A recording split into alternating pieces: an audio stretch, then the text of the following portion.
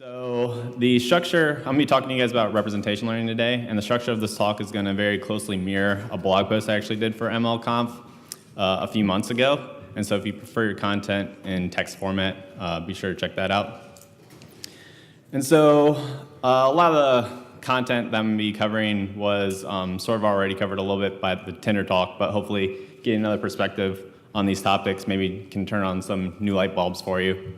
But basically, representation learning, the way I'm going to define it, is training a neural network on a secondary supervised learning task for the purpose of extracting features that you can use for some other primary supervised learning task. And so why would you want to do this? For the exact same reasons that you do unsupervised learning. You have a small amount of labeled data, and you have a lot of unlabeled data. But one way, when we're talking about this representation learning topic, I want you to maybe start thinking about how unlabeled data could be considered labeled data for a different type of task, not the one that you're aiming for in particular. And so typically, this unlabeled data probably has relevant information related to the specific task that you're trying to address. And so is there a way that we can extract information from that unlabeled data to improve the task that we are primarily focused on? And so this is, of course, known as transfer learning. We've heard about it a few times already today about using pre-trained computer vision deep learning models to recognize whales and things like that. I'm going to argue that it's not the same as unsupervised learning. I know that word-to-vec can be considered the same thing as sort of a matrix factorization, but things like autoencoders I would consider unsupervised learning, because unsupervised learning to me is taking a retrospective or a retroactive look at your data. Whereas representation learning is you're training your model on a very specific task, and the representations are sort of a byproduct of that. It's not the focus of the model that you're using or the algorithm that you're using. If you want more technical information on these subjects, I highly recommend the representation learning chapter that you can read for free from the deep learning textbook and an article by Yashua Bengio. And so just to get everyone on the same page, I'm going to motivate word-to-vec. And so your typical deep learning natural language processing model takes the following recurrent neural network structure. You basically have a sequence of words as your input. Those words are represented as one-hot vectors, where the dimension of your vector is the number of words in your vocabulary, and it's all zeros except for a 1 at the index that corresponds to that specific word. Those words are typically then embedded, which means we have like a distributed representation, so a vector of a bunch of real numbers, and those are then fed into your hidden network, and that's where you start making your predictions. If you try to train this particular model without using pre-trained word embeddings, it can be really computationally expensive, because you basically have to learn the number of words times the number of parameters in your embedding dimension, and that can be really demanding. Even if it wasn't demanding, you would need a lot of data to really learn those representations effectively. And so if you don't have a lot of data, this is going to be a very challenging task. So for example, if you are trying to determine whether or not a movie review is positive or negative, you might only have thousands or something of examples, even though that there is text data on the world, that there's basically millions and millions and millions of examples of text data, right? So with word-to-vec, what we're trying to do is basically, can we outsource that embedding task to improve whatever we're trying to do for our specific natural language processing task? And the way to do that is to basically take advantage of the abundance of text data that we have, and basically what happens is you take all of this text data that you have and you sweep over it with windows of essentially 5 words is what's happening in this model, and you take the central word of your window of 5 words, you embed the 2 words on each side, you then add them up in the case of the contiguous bag of words model, and trying to predict the middle word. And basically when you do this, you can learn really cool representations of words. And so this algebra here, basically a really interesting property of these word embeddings is that they have analogy capabilities. And these word embeddings were trained on Red Hat data specifically. And so what you can see, for example, is that the vector for bash minus the vector for shell shock plus the vector for heartbleed equals the vector for OpenSSL. And so if you're up to date on your Linux vulnerabilities, you know that shell shock is a vulnerability associated with bash, and heartbleed is a vulnerability associated with OpenSSL. And so that's like really cool, but the question remains, like, do these things actually improve models? If you're familiar with deep learning, you obviously know the answer to that. But just to make it sort of explicit, some of you might have heard this story several months ago about a neural network that was trained to generate color names from RGB values, and it was a character level model. But if you are familiar with these models, you might have recognized that the output was maybe not super satisfying. Some of the outputs were just sort of gibberish, so they weren't even words. And a lot of times the color names that were generated didn't match to the color at hand. And so what I was wondering, and so this particular data set only had like several thousand color names, right? And so that's a very small data set to train a model from scratch. The model basically has to not only learn about the English language, but also has to learn how the properties of the English language map to colors for this particular task. And so what I was wondering is, can we sort of use word embeddings to improve it? And so what I found, and this code's on GitHub, I built two models, one that takes a color name as input and predicts RGB values as output, and one that takes RGB values as input and predicts color names as output. And so what you can see on this top row right here are the colors that were generated when I gave it the word red, green, blue, purple, dark purple, and then on the bottom from left to right, ocean, calm ocean, and stormy ocean. And then the other one is going the other direction. And so I gave RGB values and tried to see what color names it would generate. And so for this one right here, it gave me sweetly fragrant fuchsia, which I think is nice. And the next one is spring green. So it seems like in this case, as you would expect if you're familiar with this stuff, word embeddings did seem to improve the way the model was supposed to work. Okay, so can we sort of adapt these representation learning topics to other types of tasks? And so what I'm going to be talking about now is what I call URL to vec. And so with tasks concerning URLs, specifically at Red Hat, we have basically search, so trying to return relevant content, and also troubleshooting, so recommending articles that are related to the problem that the customer is trying to solve. And so the obvious way to do this, right, is to just look at the text and basically do, like a bag of words sort of thing, TF, IDF, something like that, look at their similarity, and use those as the recommendations. But an alternative method is to basically use the customer's browsing behavior as contextual clues to give us an understanding of what these URLs are representing. And basically what I'm getting at here is that when customers are solving a problem, they're not necessarily looking at content that has the same text. They're looking at content that is related to the same problem. So they might be textually different, but they all relate to the same problem. So that would be nice to know when we're trying to recommend content that might be helpful for their particular problem. And so we can basically turn this into exactly the word to vec problem and see where it takes us. And so what we did in this case is we treat each day of browsing activity for a particular customer as a sentence. And what that sentence consists of is the URLs that the customer visited. And so each URL is essentially a word. And once you have your data in that format, so that each line there is a different day of activity, and each number is a URL, you can just feed it into word to vec and see what happens. And so what you can see here is just this is a three-dimensional PCA of the learned URL vectors. And these two solutions right here, if you go look at them, you'll find that they both talked about auditing services.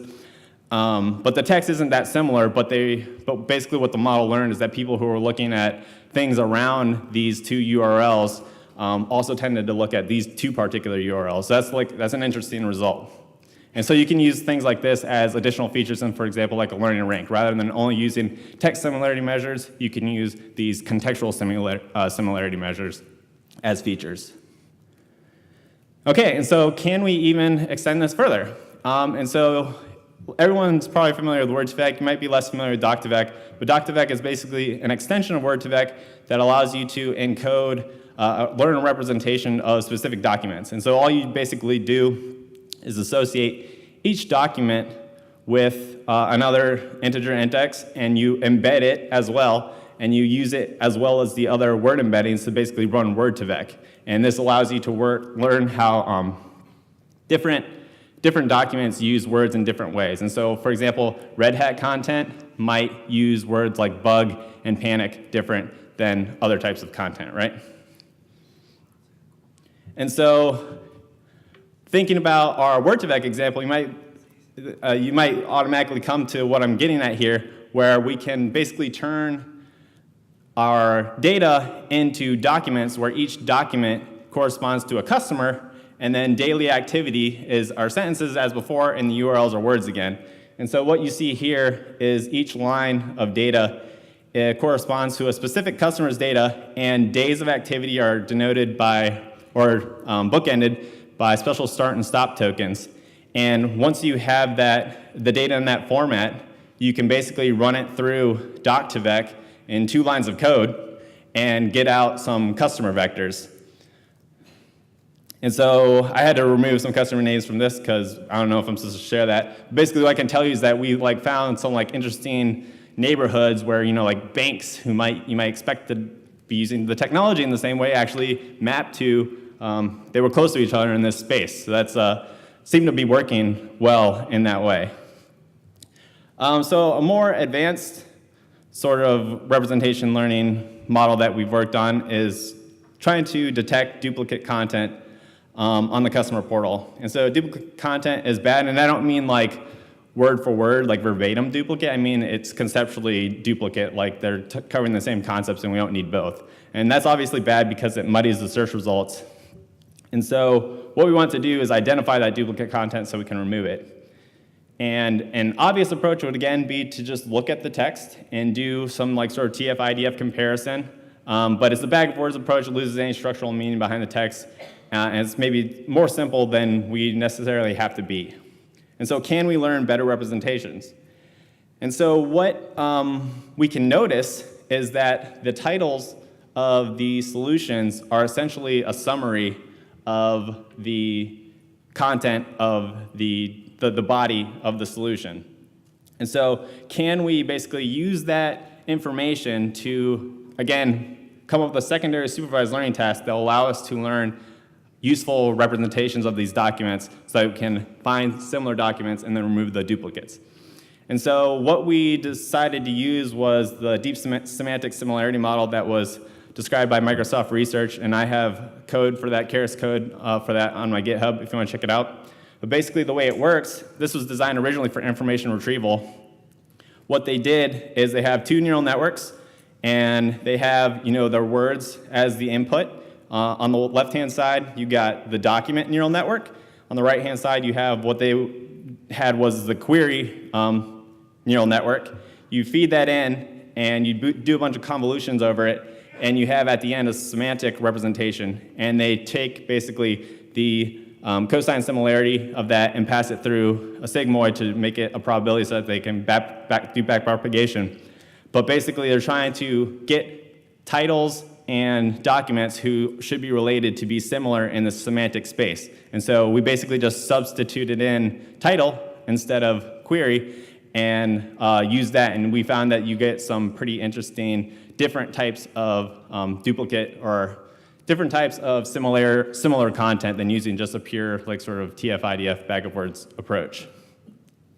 So I'm flying through this. I thought it was actually going to take too long. If you were at the Tinder talk today, I actually thought I was going to be kind of scooped because this is a sort of model that I did for fun as a side project called Better Picture to Vec. And basically what I was wondering is, can you learn meaningful representations of baseball players from raw data? And so what I did is basically I used a batter. So the model is on the right-hand side here. And what I did is I took each batter and turned it into a one-hot encoding, and each pitcher into a one-hot encoding.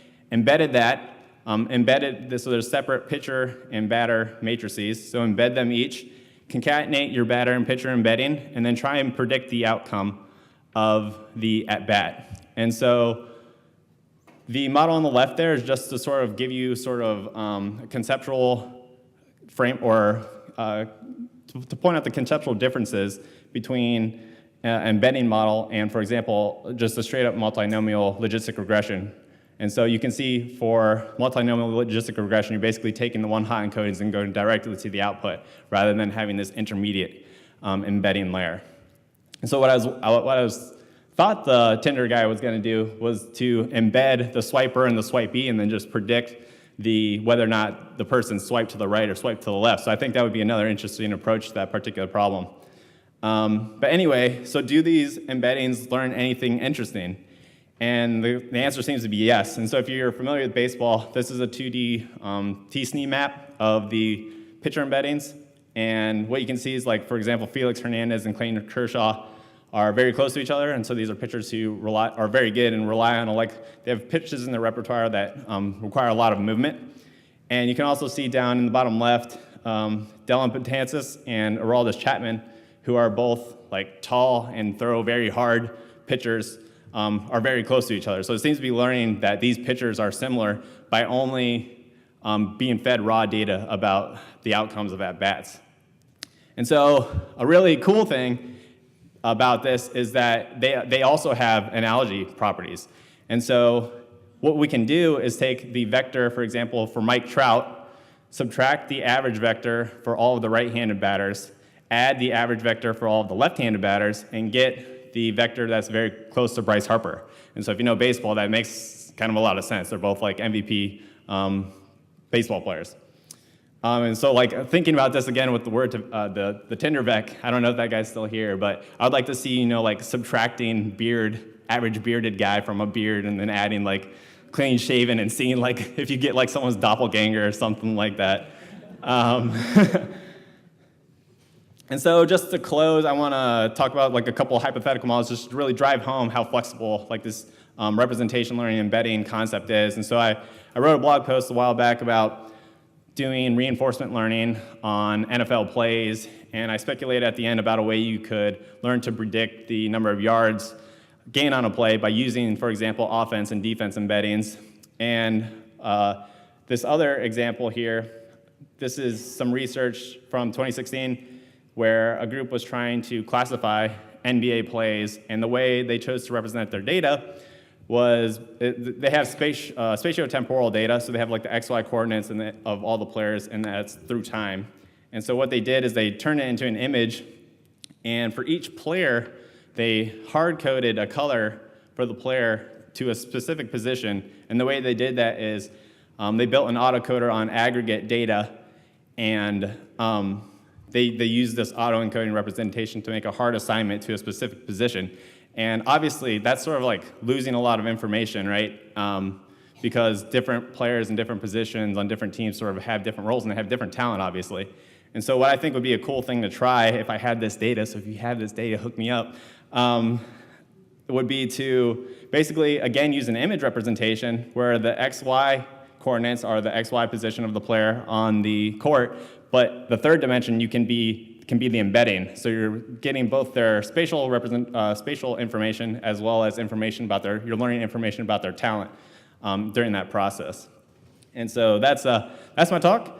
I hope you guys found that interesting and will be able to take advantage of representation learning in your own work. So thanks a lot.